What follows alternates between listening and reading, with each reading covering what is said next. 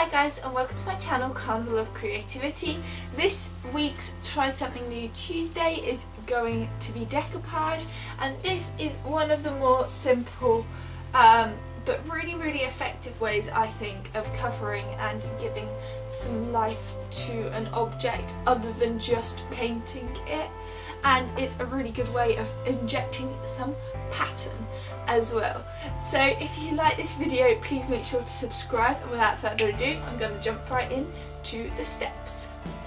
So the first thing you want to do is find an object that you want to decoupage. This could literally be anything, from a balloon turning it into like a little bowl type thing, to a ready-made box and ready-made actual like decoupaging items like letters and things like that. I opted for a box, and I only wanted to do the top portion because as much as I love decoupage and the pattern with it, I didn't want it to look too overpowering. So I thought if I do the top half in pattern and the bottom half plain, it would look really good. So I started off by taking all my hardware off of the box, just so it was easier to decoupage around, and it gives a nice like finished look once it's all put back together. So once you've done this, you are now ready for decoupaging. So I'm using some actual decoupage glue, but you can use PVA glue or Mod Podge. I just happen to have decoupage glue, so yeah.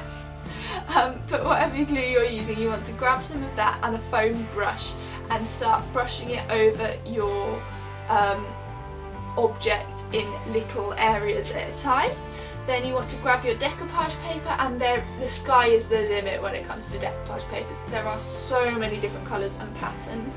I opted for this subtle gold crackle one, and you want to start by ripping it into little pieces and sticking these down. This box was kind of tricky to do, not gonna lie, with all the cutout bits, but I did it just by ripping thin strips that were about the right width and sticking these on the box as I went. So you want to cover the whole box like this, just painting the glue on, sticking a piece down, putting some more glue over it, and then just overlapping the pieces as you go. And that pretty much is how you decoupage. Don't worry if it starts looking a bit puffy, it's just as it's drying.